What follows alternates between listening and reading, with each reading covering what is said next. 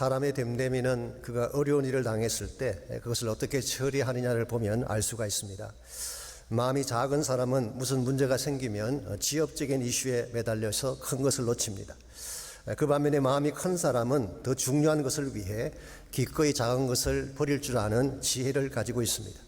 그래서 마음이 넓어야 인생을 크게 살 수 있는 것입니다. 미국의 초대 대통령을 지낸 조지 워싱턴이 젊은 시절에 이런 일이 있었다고 합니다. 한 번은 친구들과 논쟁을 하던 중에 언쟁이 붙게 됐습니다. 그때 화가 난 친구가 그를 주먹으로 쳐서 땅에 눕혀버렸습니다. 그것도 많은 사람들이 보는 앞에 땅에 꼬꾸라진 것입니다. 일반적으로 이런 일이 벌어지게 되면 결투를 신청하는 것이 그 당시의 통례라고 합니다. 더구나 혈기가 왕성한 젊은 청년이 이런 모욕을 어떻게 견디겠습니까? 그래서 주변에 있는 모든 사람들이 이제 둘 중에 한 사람은 생명을 잃게 되겠구나 염려를 하고 있는데, 바로 그 순간 워싱턴이 먼지를 툭툭 털고 일어나면서 자신의 친구에게 손을 내밀었습니다. I'm sorry. 내가 잘못했네. 내 말에 실수가 있었던 것 같네. 자, 이 말을 들은 친구가 어떤 반응을 보였을까요? 이런 겁쟁이라고 하면서 비웃었을까요? 아닙니다. 오히려 자신의 행동을 부끄러워하면서 워싱턴의 손을 잡고 화해를 청했다고 합니다. 여러분 생각에 조지 워싱턴이 겁쟁이였기 때문에, 비겁자였기 때문에 I am sorry라고 말을 했을까요? 아닙니다. 오히려 비겁한 사람은 그런 말을 못합니다. 그 말을 하면 약자로 보일까봐 오히려 자기를 변명하는 것을 많이 보게 되죠. 그래서 비겁하거나 연약한 사람은 오히려 이런 말을 할 수가 없습니다. 그런데 정말 무엇이 큰일이고 작은지를 구별할 수 있는 사람은 이런 사과를 하고 먼저 손을 내밀 수가 있는 것입니다. 조지 워싱턴이 이와 같이 큰 마음의 그릇을 가졌기 때문에 우리가 잘 아는 바처럼 미국의 독립전쟁을 승리로 이끌고 초대 대통령까지 역임하게 된 것입니다. 여러분, 우리의 마음을 넓혀야지 인생의 안목이 넓어지는 것입니다. 우리의 안목이 넓어지게 되면 삶의 모든 폭이 넓어지게 되고 관계성도 넓혀지게 되고 결과적으로 인생이 풍요롭게 되는 것입니다. 그럼에도 불구하고 우리는 좁은 마음으로 살아갈 때가 참으로 많습니다. 생각도 좁게 하고 판단력이나 삶의 시각을 좁게 가질 때가 많습니다. 그래서 모든 것이 작게 보이고 답답하게 느껴질 때가 있는 것입니다. 그러나 만일 우리가 이 좁은 마음의 틀을 깨뜨리고 하나님의 시각으로 통넓게 인생을 바라보게 된다면 하나님께서 준비하시는 수많은 축복들과 아름다운 일들을 목격하고 그 길을 향해 나아갈 수가 있습니다. 우리 모두가 이미 알고 있는 바처럼 지금 우리가 살고 있는 현실은 답답합니다. 수그러질 줄 알았던 코로나 사태가 리설지하면서 삶의 모든 부분이 다시 셧다운 당하고 말았습니다. 학교도 수개월째 셧다운 당한 상태에 있고 사업장도 막히고 심지어 교회 모임마저도 제재를 받는 어려운 현실에 처하게 됐습니다. 그러나 이와 같이 우리의 현실이 셧다운 되었다고 해서 우리의 마음도 닫혀야 될까요? 아닙니다. 오히려 우리의 마음은 더 열려져야 되는 것입니다. 하나님을 향해 열린 마음을 가지고 나아가서 하나님께서 이와 같은 상황 속에서 무엇을 행하시나 이것을 목도하고 하나님의 길을 따라가야지 바른 그리스도인이 되는 것입니다. 이런 측면에서 환경은 막힐지라도 마음은 막히지 아니하는, 환경은 좁아질지라도 우리의 마음은 넓혀가며 살아가는 것, 이게 성경이 말하고 있는 크리스찬 삶의 원리라고 할 수가 있습니다.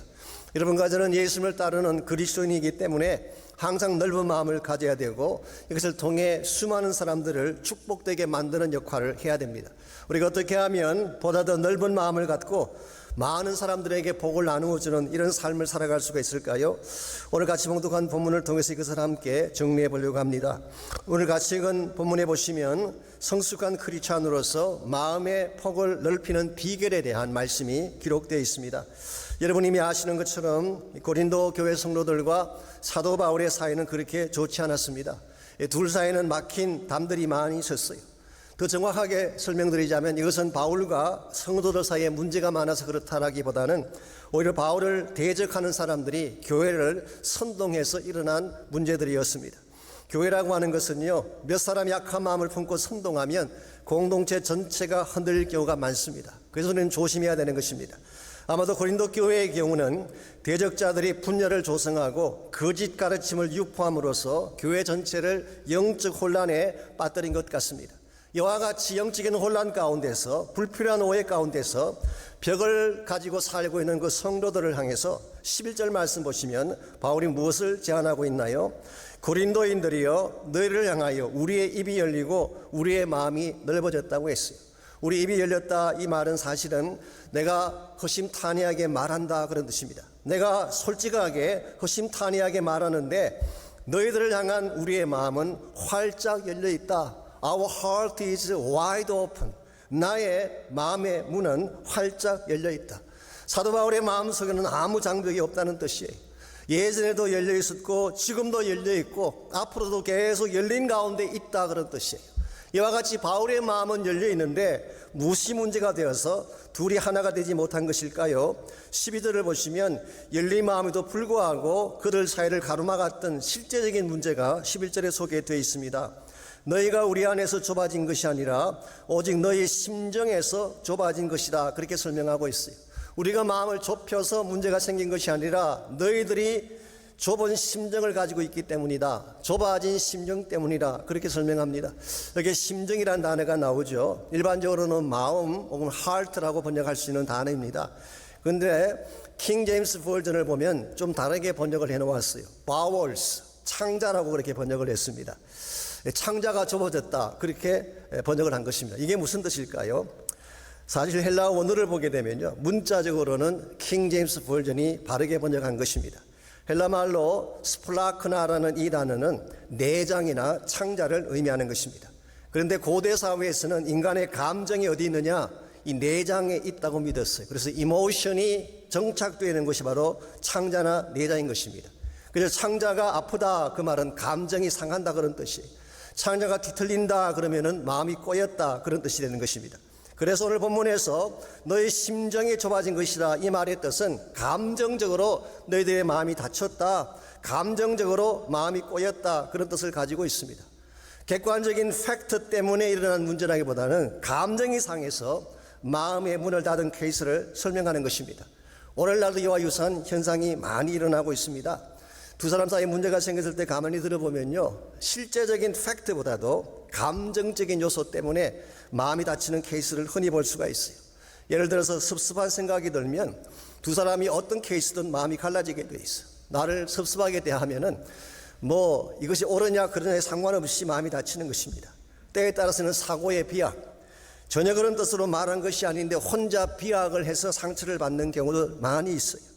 제가 언젠가 소개해드렸던 오한숙희 씨가 쓴 책 부부 살아 말아 그 책에 보게 되면 아들의 밥 위에는 계란 후라이를 얹어주고 남편 된 자기 밥에는 계란 후라이를 안 얹어주었다고 해서 심하게 다투고 집을 나간 남편에 대한 스토리가 나와요.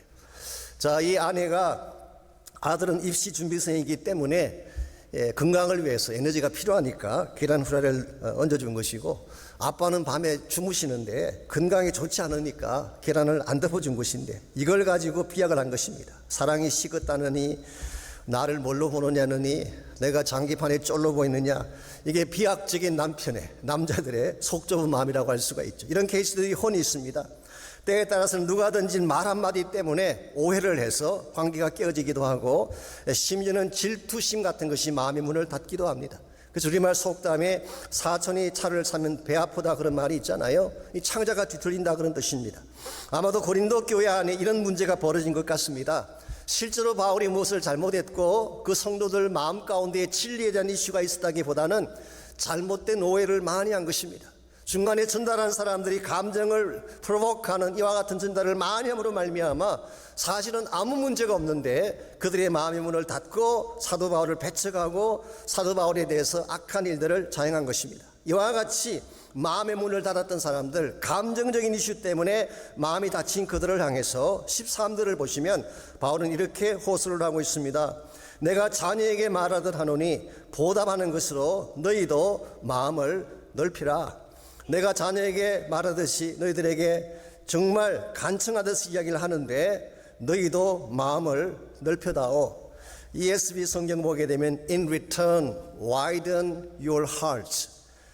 내 마음을 열었으니까 너희들도 똑같이 마음의 문을 넓혀다오. 우리 여기서 한 가지 배울 중요한 교훈이 있습니다. 사도 바울이 먼저 마음의 문을 열고 다가섰다는 사실이에요. 사실 나이로 보나 경륜으로 보나 사도 바울이 훨씬 더 높은 위치에 있는 사람이었어요. 교회를 개척하고 세운 사람입니다. 그럼에도 불구하고 바울이 먼저 마음의 문을 열고 그들을 향해 다가간 것입니다. 자신을 배척한 그 사람들을 향해서, 자신을 내쫓았던 그 사람들을 향해서 오히려 바울은 나는 아직도 너희들을 사랑한다, 너희들을 위해 기도하고 있다, 너희들을 축복할 용의가 나에게 있다, 이러한 마음의 자세로 먼저 문을 열고 다가서는 바울의 모습에서 우리는 넓은 마음을 읽어볼 수가 있습니다. 큰 통의 아량을 읽어볼 수가 있습니다. 오늘 우리의 삶에도 이와 같은 것들이 필요합니다. 우리 마음이 넓어지게 되면, 아량을 갖게 되면 깨어진 관계를 얼마든지 축복으로 만들 수가 있는 것입니다. 그러나 실제로 우리 삶 가운데는 굉장히 반사적인 것들이 리액티브합니다. 누가 뭐라고 하면 참지를 못해요. 즉각적으로 보복하는 케이스도 있어요. 충동적인, 임펄시브한 이와 같은 감정적인 마음을 갖고 있기 때문에 이 사회가 갈라지고 우리 공동체가 깨어지는 것입니다. 오늘날 한국 사회가 갈라지고 다투는 이유가 대부분 이것 때문 아닙니까? 우리 그리스도인들은 이것을 좀 넘어서서 마음의 문을 넓혀야 됩니다. 여러분, 교회가 넓어지려면 마음이 먼저 넓어져야 되는 것입니다. 하나님 나라가 확장되기를 정말 원한다면 하나님의 백성된 우리의 마음이 넓혀져야 되는 것입니다. 그래서 오래전에 빌리 그레임이 이런 말을 한 적이 있습니다. 세상을 정말 변화시키기를 원한다면 너희들의 마음을 먼저 넓게 가지라, 이런 충고를 했었어요. 좁은 마음을 가지고 어떻게 세상을 변화시킬 수 있겠어요? 우리의 마음을 넓히고 포용적으로 많은 것들을 수용하며 사랑으로 그들을 덮을 수 있을 때에 사람들이 감동을 받고 하나님께로 나아오게 되는 것입니다. 이런 측면에서 마음을 넓힌다고 하는 것은 건강한 크리스찬 삶을 사는 데 있어서 대단히 중요한 과제가 아닐 수 없습니다. 오늘 우리의 마음은 어떠한지 모르겠어요.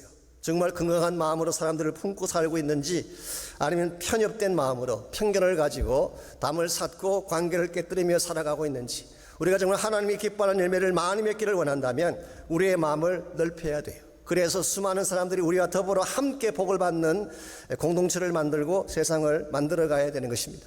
우리가 어떻게 할 때에 마음을 넓힘으로 말미암아 모두가 함께 축복을 만들어가는 그런 역사를 이룰 수 있을지, 오늘 여러분 7장 2절에서 4절까지를 보게 되면 우리 넓은 마음을 통해 축복의 삶을 만드는 데 꼭 필요한 몇 가지 요소가 소개가 되어 있습니다. 첫 번째가 순전한 동기입니다. 이 마음이 순수해야지 사람들을 하나로 만들 수가 있고 결과적으로 축복된 열매를 만들어갈 수가 있는 것입니다. 7장 2절을 잠깐 보겠습니다.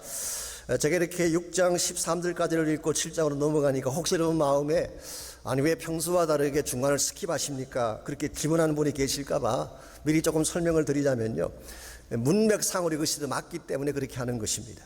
사실은 성경 주석을 보게 되면 많은 성경 주석가들은 6장 14절에서 7장 1절까지를 나중에 누군가가 삽입한 것으로 설명하는 학자들이 많이 있습니다. 어떤 학자는 고린도전서 5장 9절에 나오는 이전 편지 previous letter의 일부분이 오늘 이 6장 14절에서 7장 1절이 아닌가 그렇게 추측하기도 합니다.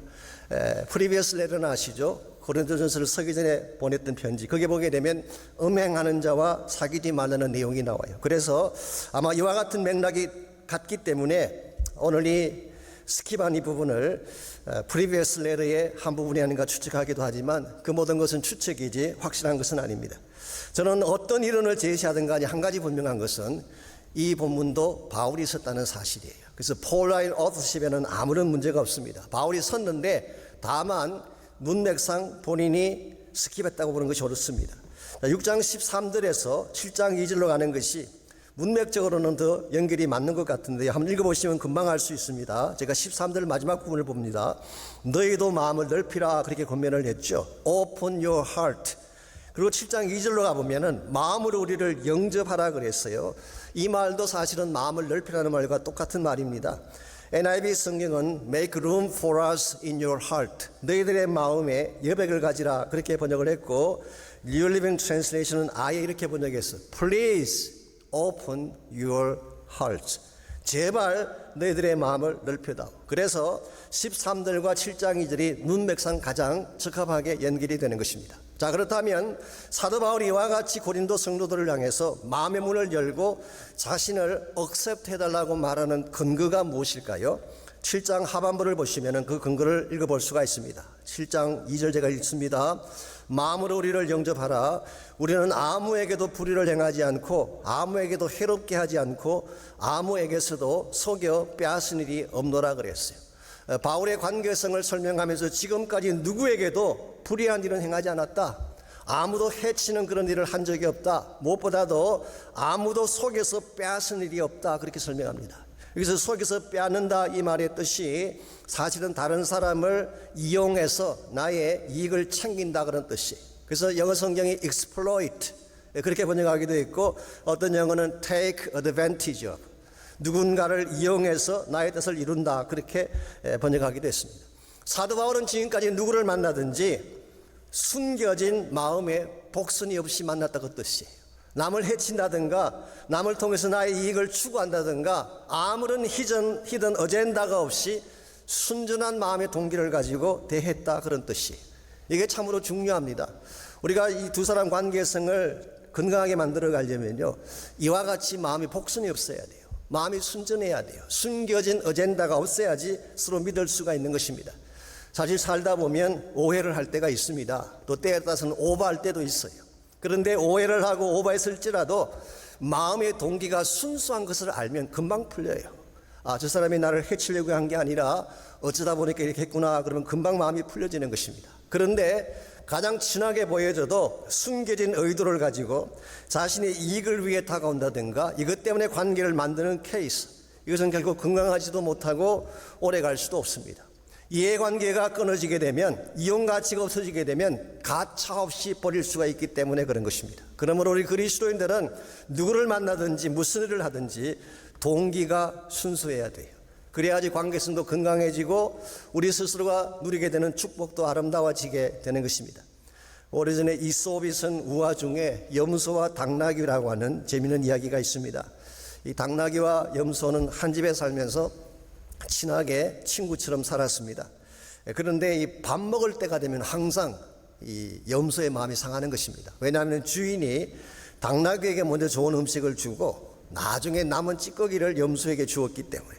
그래서 항상 이 문제는 밥그릇에서 시작됩니다. 이해관계에서 시작되는 것입니다. 그래서 마음에 좀 상한 마음을 가진 이 염소가 어떻게 하면 당나귀를 좀 조정을 해서 주인으로부터 미움을 받게 할까 궁리를 하던 중에 하루는 당나귀에게 다가가서 이렇게 제안을 했습니다. 당나귀야, 너는 하루 종일 무거운 짐만 지고 죽도록 일만 하니까 딱해서 볼 수가 없구나. 친구로서 너를 사랑해서 하는 말인데 앞으로는 꾀병을 좀 부려서 쉬도록 해라. 그렇게 이야기를 했어요. 그리고 구체적으로 어떻게 하면 꾀병을 부려서 쉴 수 있는지 방법까지 알려주었어요.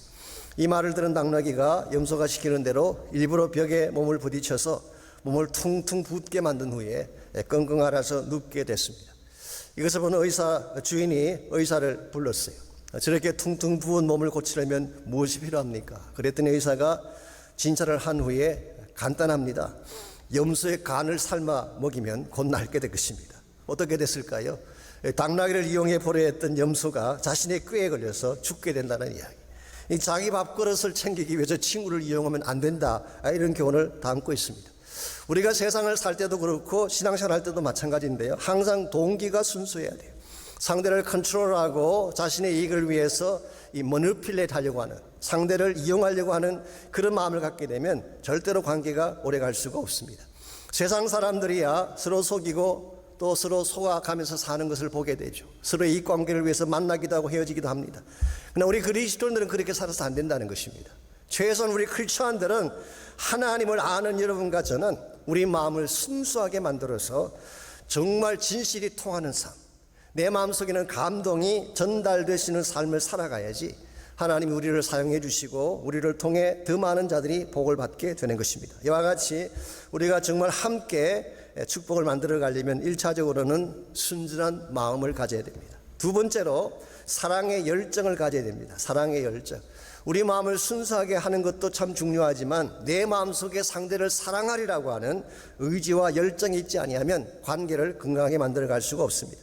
사실 다친 마음의 자물쇠를 풀 수 있는 최상의 키가 뭘까요? 사랑입니다. 사랑하게 되면 어떠한 다친 마음도 열려지는 것입니다. 그래서 오늘 읽은 본문을 다시 보시면은 여러 곳에서 이 고린도 성도들을 향한 사도 바울의 사랑을 읽어볼 수가 있습니다. 먼저 11절을 다시 보시면은 바울은 고린도인들이여라고 부르고 있습니다. 이 코린티안스, 고린도인들이라고 이렇게 직접 이름을 부르는 예가 많지 않습니다. 지명을 부른 경우는 있지만 고린도 사람들의 이름을 부른 경우는 많지 않아요. 바울이 13권의 서신을 썼는데 그 중에서 딱 2군데만 이름을 쓴 것이 나옵니다. 갈라디아서 3장 1절하고 빌립보서 4장 15절. 그리고 오늘 본문이 그 중에 세 번째 케이스예요. 여기서 코린티안스라고 이름을 직접 거명한 것은 그만큼 개인적으로 가깝다 이것을 표현하는 것입니다. 물론 어떤 성경 주석가는 반대로 이야기하기도 합니다. 바울의 분노를 표출하기 위한 것이다 그렇게 설명하기도 하지만 저는 그 반대 케이스로 보고 있습니다. 실제로 New Living Translation은 이렇게 하여 번역을 해놓았어요. Dear Christian, Corinthian friends, 사랑하는 고린도 친구들이여, 그렇게 번역한 것을 봅니다.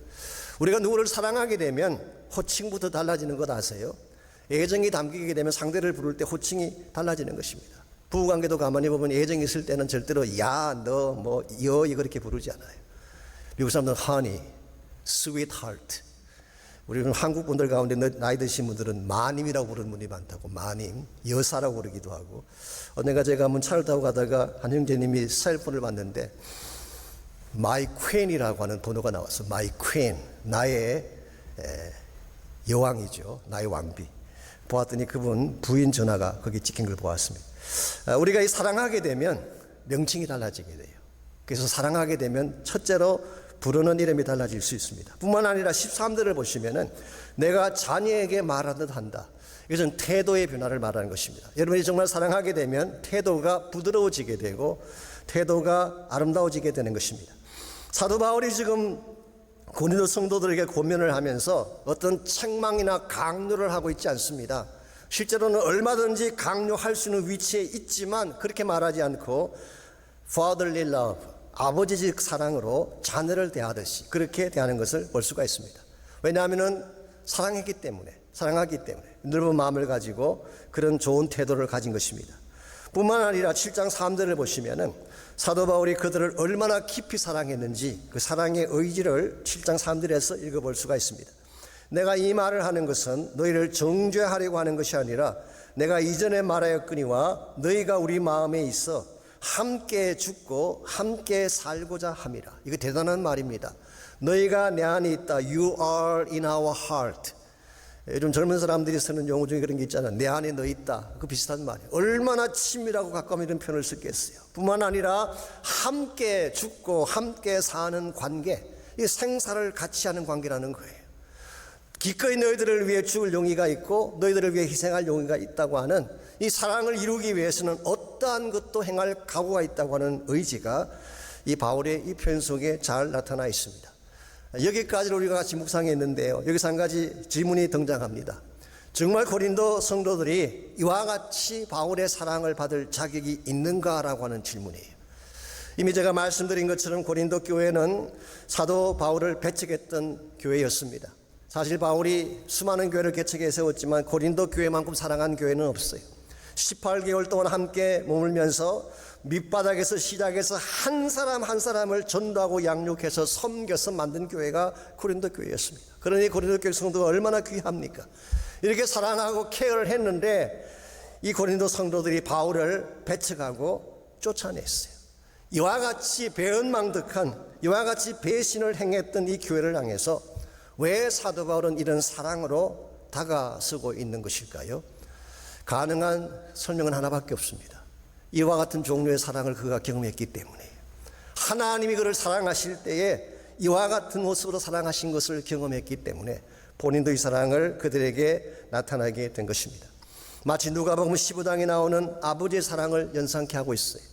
이 탕자가 넉마를 걸치고 돌아왔을 때에 아버지가 제일 먼저 달려나가서 그의 목을 안아주었다고 성경은 기록합니다. 왜 아들의 목을 안아주었을까요? 물론 반가워서 그랬을 수도 있습니다. 그런데 어떤 성경학자는 이렇게 해석을 합니다. 한 가지 더 중요한 이유가 있다. 그게 뭐냐고 하면 그 당시 율법에 의하면요, 이 패역한 아들이 집에 돌아오게 되면 돌로 쳐 죽이는 그와 같은 규례가 있었어요. 아버지는 이 사실을 알고 있었던 것입니다. 그래서 아들이 집에 돌아왔을 때에 누군가가 돌로 들어 치기 전에 본인이 먼저 가서 안아준 거예요.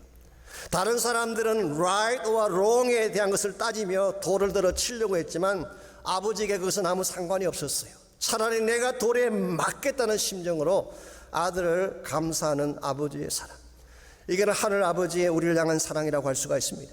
우리가 구원받은 이유가 여기에 있는 것입니다. 하루에도 수십 번씩 죄를 짓고 또 짓지만 그래도 하나님 우리를 품에 안아주세요. 본인이 채찍을 맞을지언정, 본인이 돌에 맞아 처형을 당할지언정 우리를 그냥 내버려 둘 수 없다 해서 품어주신 사랑이 십자가를 통한 하나님 사랑이에요. 바울이 이걸 너무나 잘한 것입니다. 솔직하게 말씀드리자면 바울 자신이 지금 악하다고 말하는 고린도 성도보다 더 좋았어요? 그렇지 않습니다. 더 사악했어요. 이 고린도 성도들은 사람에 대해서 악한 짓을 했지만 바울은 하나님의 아들을 배척했어요. 우리를 사랑하기 위해 죽기까지 한 예수 그리스도를 배척하고 핍박했던 사도 바울, 이런 바울이 누구에게 용서를 구할 수가 있고 어떻게 사랑받을 자격이 되겠어요? 근데 하나님이 이와 같은 바울을 사랑해 주셨는데 바울은 이 사랑을 잊지 못한 것입니다. 나를 사랑하신 하나님의 사랑을 생각할 때마다, 그 사랑이 내 마음속에 용솟음 칠 때마다 누구든지 그는 마음을 열게 되고 다가서게 되고 그들을 안아준 것입니다. 오늘과 저에게 이 사랑의 열정이 필요합니다. 이것이 있으면 가정이 다시 회복될 수가 있어요. 깨어진 공동체가 하나가 될 수가 있습니다. 오늘 이 세상 사람들이 사랑에 대한 이야기를 많이 하지만 사실은 계산적인 사랑이 얼마나 많습니까? 그런데 아무런 계산 없이, 히든 어젠다 없이 하나님이 나를 무조건 사랑한 것처럼 우리도 누군가를 사랑할 수 있게 된다면 우리 이 땅을 밝게 만들 수가 있고 깨어진 관계를 회복해서 하나님의 영광을 드러낼 수가 있는 것입니다. 이런 면에서 우리가 정말 예수 그리스도를 따르는 제자가 되었다고 한다면 1차적으로는 마음이 순전해야 돼요. 마음속에 히든 어젠다가 있으면 안 돼요. 두 번째는 주님이 우리를 사랑하심 같이 우리 마음속에 사랑의 열정이 있어야 됩니다. 세 번째로 필요한 것, 우리가 함께 축복을 만들어 가려면 상대를 세워주는 마음이 필요합니다. 즉 상대를 소중한 존재로 여기고 그를 세워주고자 하는 마음이 있을 때에 관계가 건강해지는 것입니다. 7장 4절을 봅니다. 나는 너희를 위하여, 너희를 향하여 담대한 것도 많고 너희를 위하여 자랑하는 것도 많으니 내가 우리의 모든 환난 가운데서도 위로가 가득하고 기쁨이 넘치는도다. 우리말 번역도 번역을 잘했습니다마는 NIV 성경을 보면 이렇게 번역이 되어 있습니다. 솔직히 말하건대 I've spoken to you with great frankness. 내가 솔직히 말하건대 너희가 너무 자랑스럽구나. I take great pride in you. 나는 너희들을 정말 자랑스럽게 생각한다. 그래서 내가 많은 고난을 당했지만 모든 고난 속에서도 너희 때문에 받은 위로와 기쁨이 끝이 없단다. I'm greatly encouraged. My joy knows no bound. 내가 너희들 때문에 얼마나 위로를 많이 받고 너희를 생각만 하면 기쁨이 끝없이 넘쳐나는지 알고 있느냐. 사실 이 표현은 상대를 굉장히 높게 평가한 것입니다. 사도 바울에게 있어서 고린도 성도들은 부담스럽거나 거추장스러운 존재가 아니었어요. 소중한 존재요, 없어서는 안 될 보석같이 귀한 존재인 것을 인정하고 있습니다. 여러분, 사람이라고 하는 것은요, 자기 가치를 인정해 줄 때에 마음을 열게 돼 있어요. 여러분이 누구를 대할 때에 그 사람을 소중히 여기고 존중히 여겨주게 되면 그들의 마음이 열려지게 됩니다. 그래서 우리 인생의 폭이 넓어지려면 상대를 리스펙트하고 존중해주는 마음을 가져야 돼요. 우리는 가끔 우리 주변의 사람들을 함부로 다룰 때가 있습니다. 특별히 자기 가족이나 배우자나 자녀들을 함부로 다루는 경우가 있죠. 이건 대단히 위험하고 잘못된 것입니다. 사실 그들만큼 우리를 사랑할 자가 어디 있겠어요. 우리가 가장 힘들 때에 내 편에 설 자는 가족들밖에 없어요. 심지어 우리가 세상을 떠날 때 끝까지 우리 곁을 지켜줄 사람들도 그들밖에 없어요. 그러면 여러분 한 분 한 분이 주변에 있는 사람들을 소중히 여겨야 돼요. 귀하게 여겨야 됩니다. 그래서 그들을 어떻게든 세워주는 삶을 살게 되면 여러분 자신도 복을 받게 되고 가정도 든든하게 세워지게 되는 것입니다. 몇 년 전에 한국 TV에서 내 남편을 찾아주십시오라는 넌픽션 프로가 있었습니다. 주인공이 김영숙이라는 분인데요. 이분은 정신지체장애자인 남편 이광식 씨를 잃어버리고 찾는다는 그런 호소를 하는 그런 프로였습니다. 이광식 씨라는 분은요, 이 여자분이 인천장애보호소에서 교사로 일을 하다가 만난 사람인데 결국 결혼까지 하게 된 것입니다. 근데 결혼을 하고 나서 봤더니 쉬울까요? 그것이 사실은 굉장히 어려웠습니다. 남편은 무능력하기도 하고 대화가 잘 통하지도 않고 아무리 노력해도 고맙다는 것조차 모르는 그 남편을 케어한다는 게 쉽지 않았죠. 그럼에도 불구하고 정성을 다해 섬겼는데 어느 날 이 남편이 집을 나가버리고 행방불명이 된 것입니다. 그때 김영숙 씨가 온 동네에 전단지를 뿌리고 온 도시를 돌아다니며 남편을 찾아다녔어요. 이걸 본 기자가 한 번은 질문을 했습니다. 아니, 왜 그런 무능력한 사람을 그토록 열심히 찾아다니는 것입니까? 그때 그녀가 대답한 것이 다음과 같습니다. 그는 내가 아니면 아무것도 못합니다. 하루 세끼 밥 먹는 것도 못합니다. 내가 아니면 그는 도저히 살 수가 없기 때문입니다. 여기까지 말한 그녀는 다음 한마디 말을 더 했다고 합니다. 그런데 더 중요한 이유가 있습니다. 나는 그를 사랑합니다. 이제 나는 그가 없으면 살 수 없기 때문입니다. 저는 이것이 진정한 사랑이라고 생각합니다. 단순한 동정심이나 의무감 때문이 아니라 정말 남편을 소중히 여기는 마음이 있었기 때문에 모든 것을 다 내려놓고 그를 찾아 나선 것이죠. 우리에게 이와 같은 마음이 있게 되면요, 관계성이 건강해지고 우리의 가정과 우리 사회가 밝아질 수밖에 없습니다. 그래서 세상 사람들이야 계산적으로 살고 자기 이익을 따라 살기도 하고 때로는 속이기도 하고 속기도 하며 그렇게 살아갈지라도 여러분과 저는 그렇게 살아서는 안 돼요. 정말 순수한 마음을 가지고 깊은 사랑을 가지고 어떻게든 상대를 축복하며 세워줄 마음으로 살아가게 된다면 우리의 모든 관계가 더 아름답게 변할 수가 있는 것입니다. 이와 같은 아름다운 사랑의 마음, 이게 우리 힘만으로 가지게 될까요? 아닙니다. 말씀드린 것처럼 우리를 향하신 하나님의 사랑을 알고 그 사랑에 깊이 잠길 때에 비로소 우리로 이와 같은 것을 행할 수가 있는 것입니다. 그러므로 우리의 마음이 정말 넓어지게 되면, 그러면 하나님이 여러분과 저에게 더 넓은 차원의 축복을 허락해 주세요. 관계성도 넓혀 주시고 우리 삶의 터전도 확장시켜 주시고, 그리고 우리 삶으로 하여금 정말 하나님이 기뻐하는 열매를 맺도록 힘과 능력을 주시는 것입니다. 우리 힘만으로는 우리 앞길을 열 수가 없습니다. 아무리 노력해도 우리 힘으로 열 수 없는 막힌 담들이 너무 많이 있어요. 이미 우리가 경험하고 있는 것처럼 코로나의 현실, 우리의 힘으로 넘어갈 수가 있을까요? 안 됩니다. 우리가 아무리 천국이란 비전을 마음에 품고 있지만 우리 힘만으로 복음의 문을 열고 땅끝까지 나갈 수가 있을까요? 할 수 없습니다. 하나님이 개입하시면 가능해요. 왜냐하면 그 하나님은 모든 길을 여시는, 큰 길을 만드시는 주님이시기 때문에. 성경 말씀에 하면 그 하나님은 바다의 길을 내시는 분이에요.